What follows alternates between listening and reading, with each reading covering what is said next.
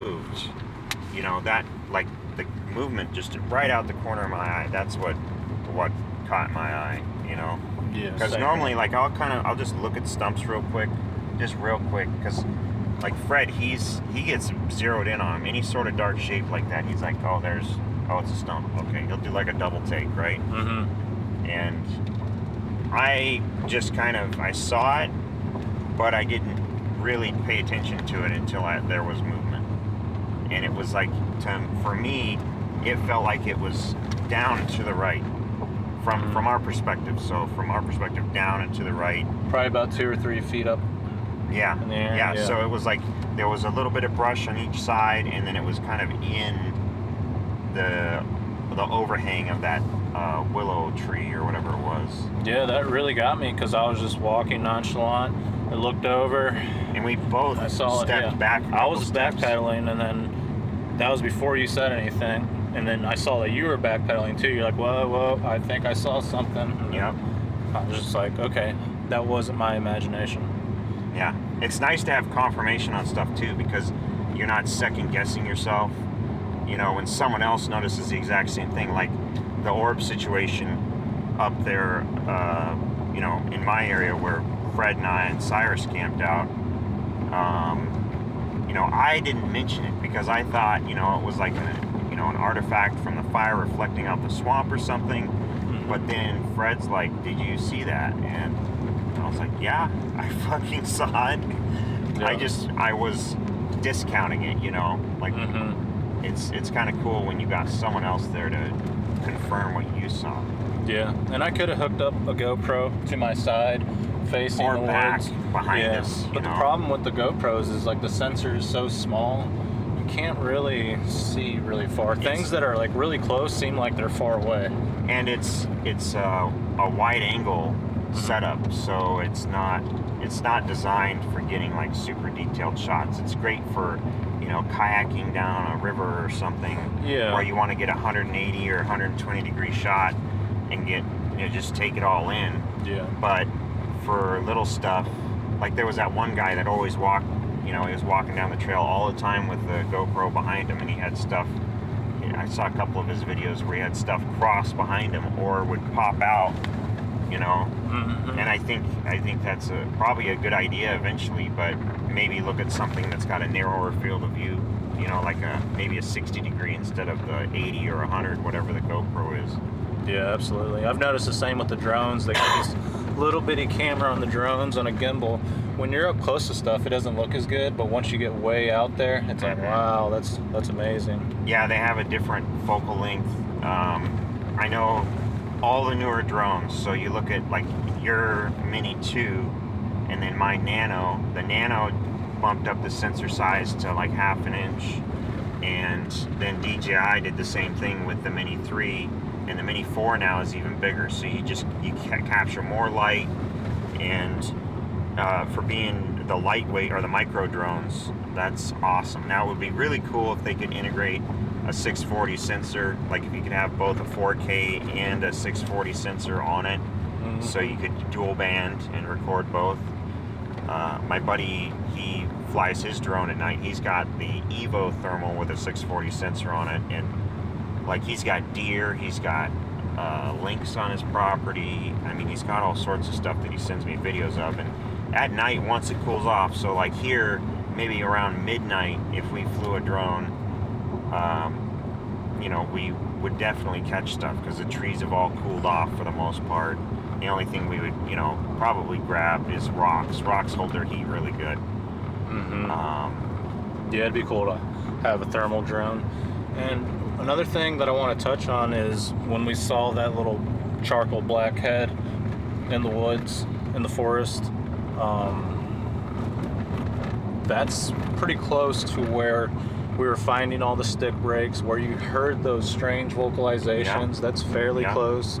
And Fred said that somebody within a mile or two had an encounter in that same area. So, and that it's I want to say it was within, I'd have to look at my GPS. I didn't mark it on my phone where we had the movement, but it was about 1.2 up the trail, just about.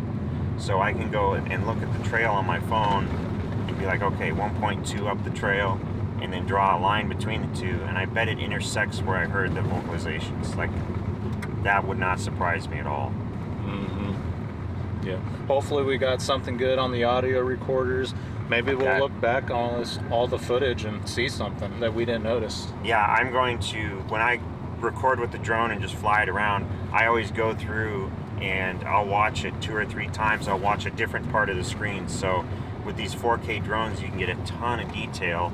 And so I'll watch like the lower 1/3 of the screen on the left side, and I'll just look for stuff that's moving, because you'll spook stuff with the drone. You'll spook a moose, you'll wake bear up. They don't like that noise. Mm-hmm. And so I'll watch it a couple times over, and you'll catch stuff that you didn't, like if you're trying to look at the whole thing, you only see stuff in the center. And so I always try to do like the lower left, the center, lower middle, and then the lower right on my drone footage, just to kind of see if there's any critters, because it's always cool when you catch a critter on the drone that you didn't notice while you're flying it. When you're flying it from a little tiny 5-inch screen, it's really hard to notice detail. It's more for avoiding branches and trees and stuff. You've got to go back and review it later. So it'll be neat to check it all out. Yeah, I think so too. We're gonna see things that we didn't notice for sure. Pretty confident of that. Man, it's dusty out here. Yeah, it's pretty gnarly. So that means in the wintertime it's all sloshy, muddy. Well, they don't, after November, they stop plowing this road. So I think it's just, I don't even know if they allow snow machines in the wintertime, but they stop maintaining this road when the tourist season is basically over. Yeah. And so I had that tree get pushed over when I was about 13 or 14 with my buddy out sprucing and hunting. And then my other buddy that lived out there, he lived right on the river, and one time there was a log jam where you could cross the river really easily. It was a huge log jam, and every year more trees would get piled into it, so you could cross it. And so one year in the fall, he went moose hunting, and there's a couple of really old tree stands back there, and he went and sat in one over this kind of meadow swamp area. And he had an issue where he couldn't see it, but behind him, so he's facing out into this field, and he's sitting there, and he was getting ready to get down. It was getting dark.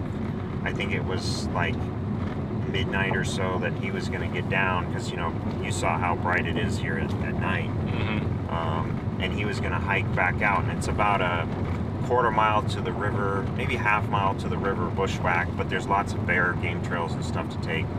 And so we'd been out there a couple times, but in this case he was getting ready to get down, and he heard something off to his right in the tree line. He couldn't see what it was. He was like leaning around this big tree that he was on, and he couldn't see, but whatever this noise was, it came behind, and almost until like 4 or 5 in the morning, he was stuck in this tree stand where he heard this noise behind him circling back and forth. So there's this meadow in front of him. He's got all the trees and stuff like this behind him, so it's not super high visibility. You can see about 20 feet in this stuff with how thick it is, and there's a lot of spruce in that area, so it's even worse. And he was like psyched out. He was not going to get down, because this, whatever it was, just kept going back and forth and making these half-moon circles. It would never come out into the field. It would never break cover, but it just kept going back and forth. He didn't hear any vocalizations or anything. If it was like a bear that was pissed off you're there, you would think the bear would either come in, or it would, start grinding its teeth or barking at you, or, digging at the ground, because when they're agitated, they let you know. And so, but he could hear this thing, and he could hear it going through the brush. He couldn't hear steps. He couldn't determine any of that, but he could hear it moving around behind him. And he waited until the sun came up, basically, to leave. So he was stuck in that tree stand all night.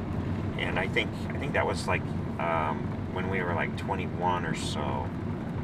It was quite a while ago, but That'd be terrifying to be stuck in the tree stand all night long. Yeah, no, and he's not a dude that's like, he's like 6'5". He's kind of built like a brick shit house, and you know, he's doesn't really have a lot of fear. He's gotten in a lot of fights, you know, and he was like, yeah, dude, I was not getting down. I was not going to risk any of that. I couldn't identify what it was, and it was very strange. You just, again, with going back to that weird feeling you get when you're interacting with these things, it's like, well, what the, you know, WTF, you know, just very peculiar feeling. Oh yeah, for sure. It's a dark feeling and it confuses you. I don't like dark and confusion.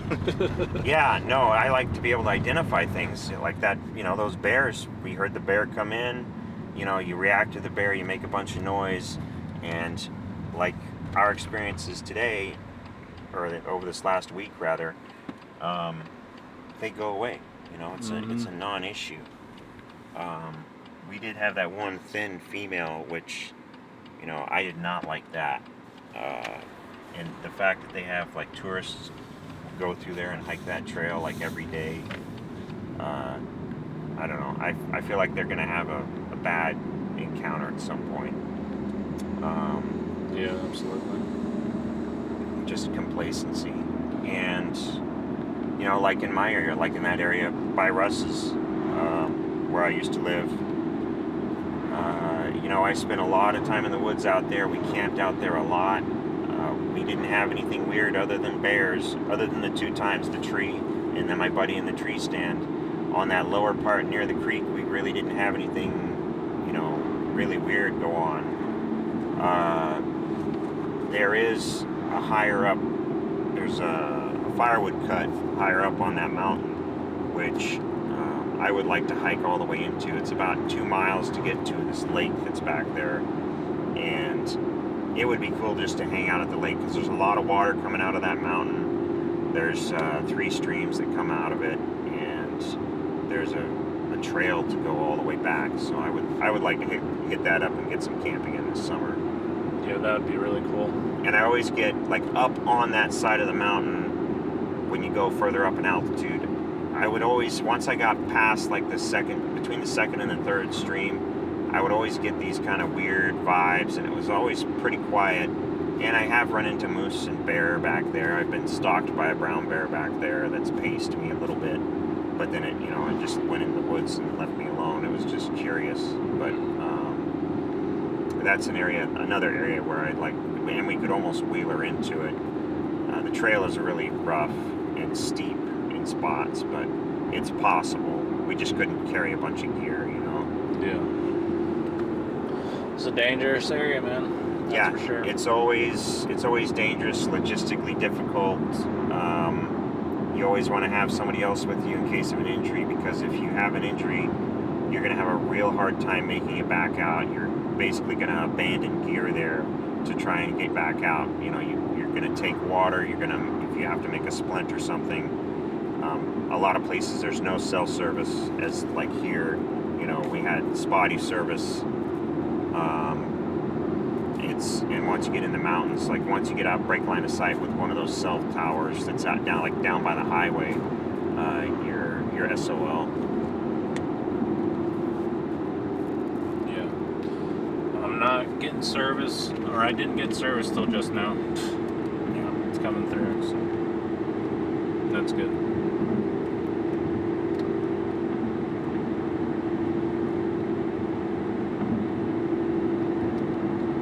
Good old beautiful Alaskan.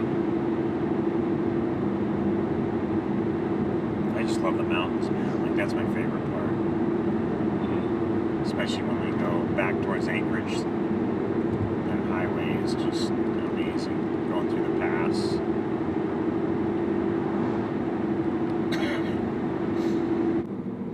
One of the few road tunnels in Alaska. Yeah. It's dark in here. It's real short.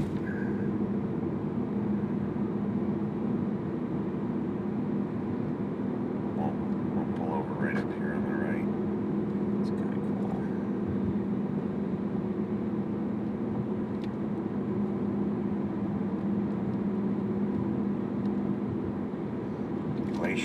right here when I was a kid. Yeah? Yeah. Now it's back around the corner. You can't even see it. They have to take boats. People, when you can see one of the boats out there, they have to take people out in boats. Yeah.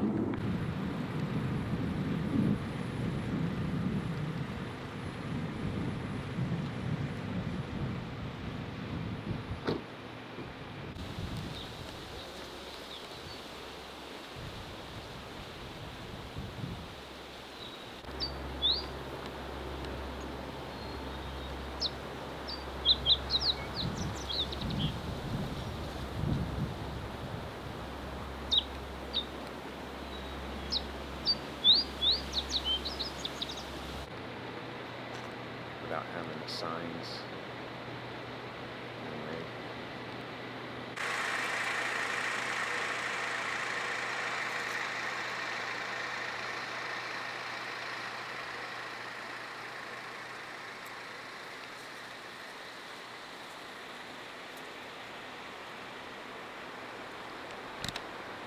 Just kind of helps you appreciate scale, you know? Yeah.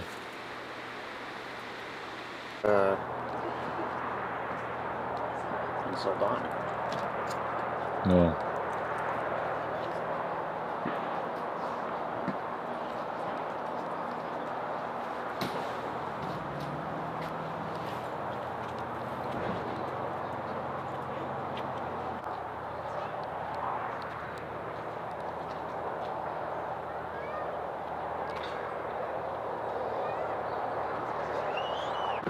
All right, we're on the boardwalk. Yeah, that's right. The bend, that's where you're looking. Your perspective matters, that's for dang sure. Better pay attention to perspective.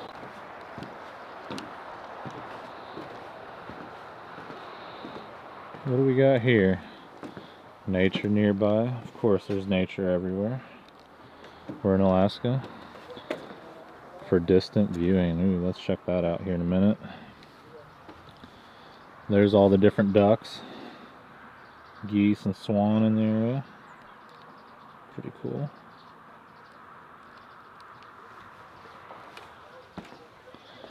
Potter Marsh for the birds.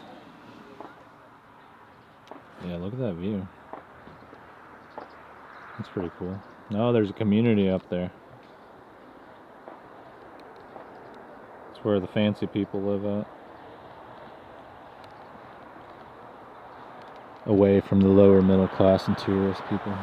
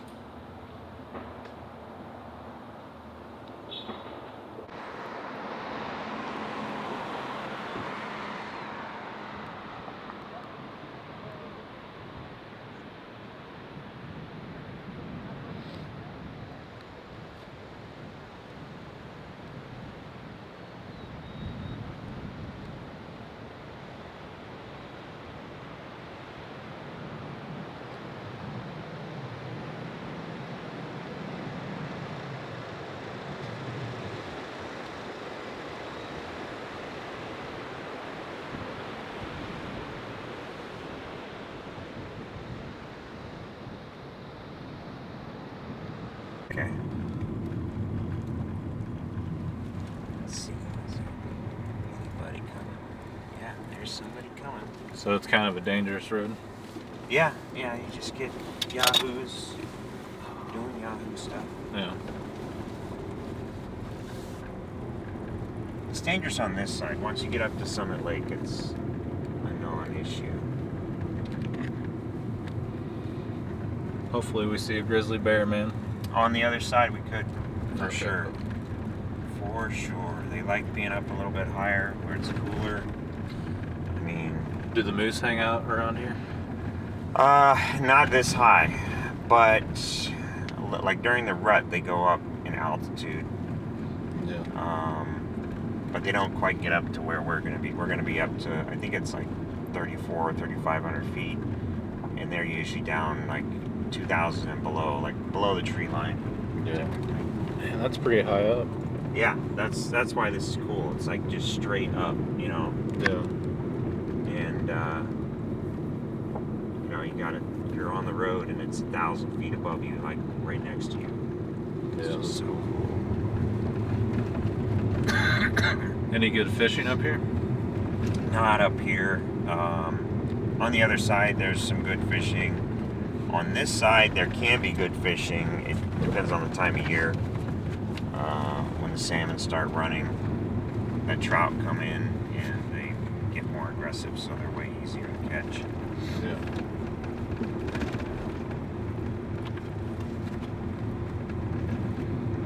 You just let me know if there's any spots you want me to stop.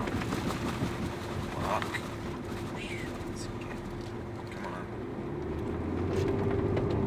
Just get out of the ruts. They didn't grade that part. No, they did not, for sure.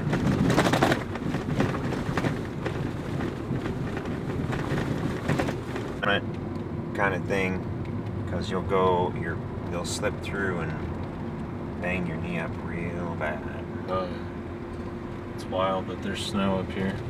Oh yeah, there's more. We'll go up a little more, and I'm sure there's snow on the lake. Yeah. So, have there been sightings here? So, I know of.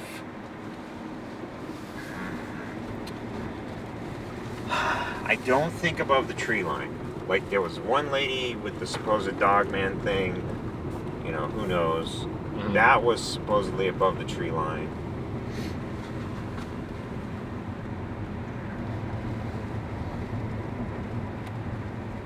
Oh yeah, see, that's what I'm talking about. Hundreds of cars.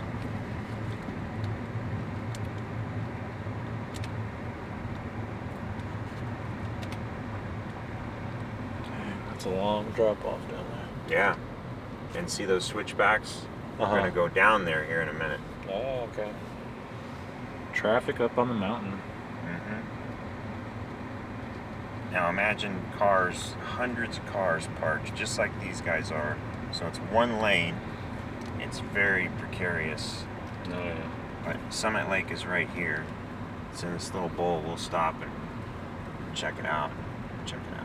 Okay, cool. We'll get parked here to where we're not total dickheads. Definitely a big habitat change. Yeah, oh yeah. From the Kenai. I mean, I wouldn't be surprised someone seeing a cryptid here. Up high at this altitude? Yeah, Sure. never know. They do the strangest things, man. Oh yeah, there's open parking lot here. Oh, you gotta drop. He's gonna drop a deuce right here. Come on, Brutus. Let's do it now.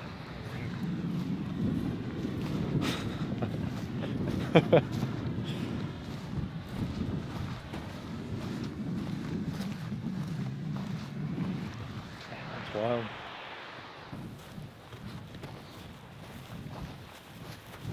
Natural lake up here? Yeah. That's cool.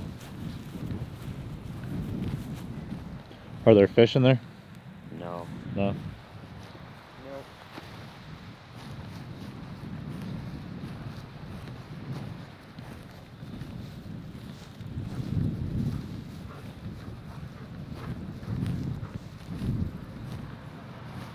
Wow.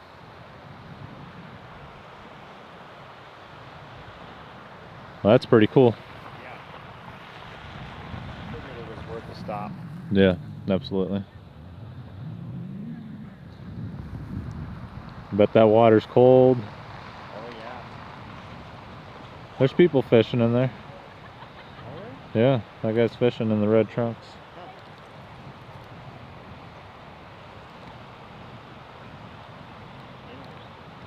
There's gotta be some trout in there or something.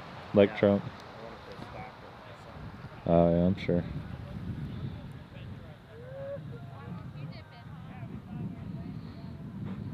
Look at Brutus just checking it out. Yep. There's another dog. Oh, okay. He's like, that is the prettiest dog I've ever seen.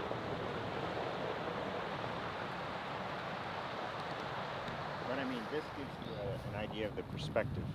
Yeah. You know, of like just the elevation change and the size of the mountains, you know. That's cool.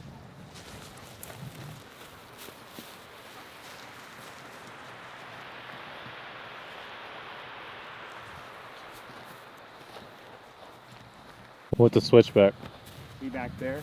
Oh yeah, I see it.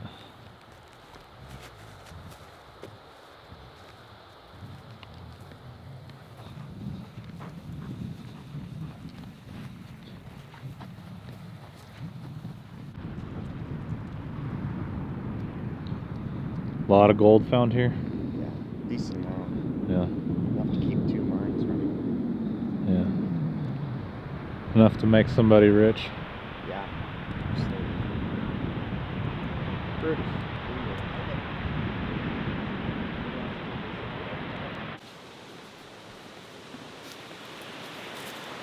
Come on, Brutus.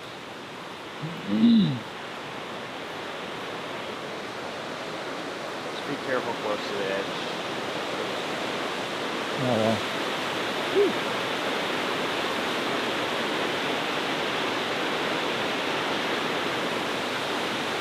Okay.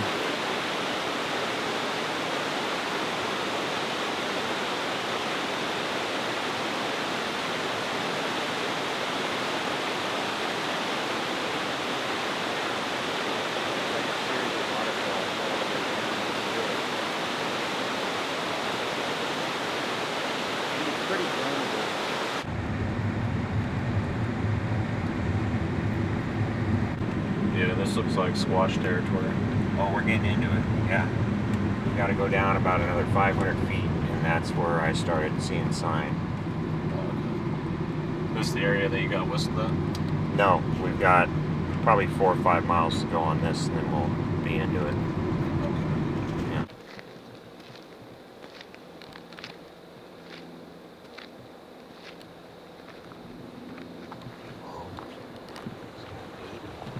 Huh. Oh, yeah. Oh, we filmed a moose. The end of the swamps and the tree lines away from the road.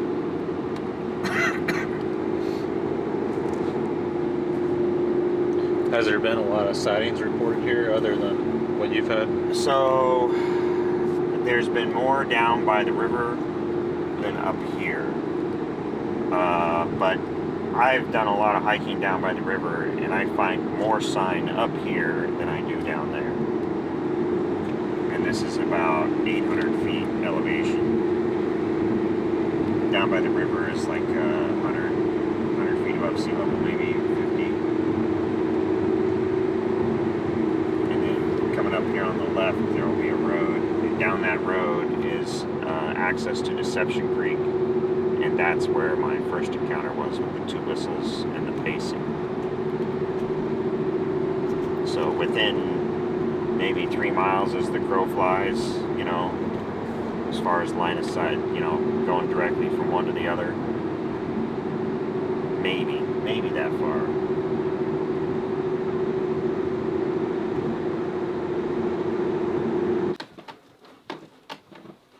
I don't know what I did with them.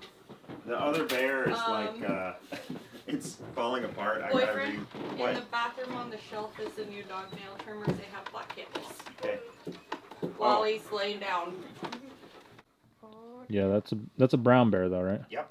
Dang, look at that. So that biting on my arm. Oh man, look at those chompers. It would just crush right through your arm. Yeah. Okay. Like that video I And this isn't even a full size one, huh? Well, I mean it's Oh yeah, that's a pretty big one. Yeah. Yeah. It just doesn't have all the muscle on its head because it's just the skull. That's all gone. So yeah. Jeez. Because if you didn't open it up, you didn't Can't see.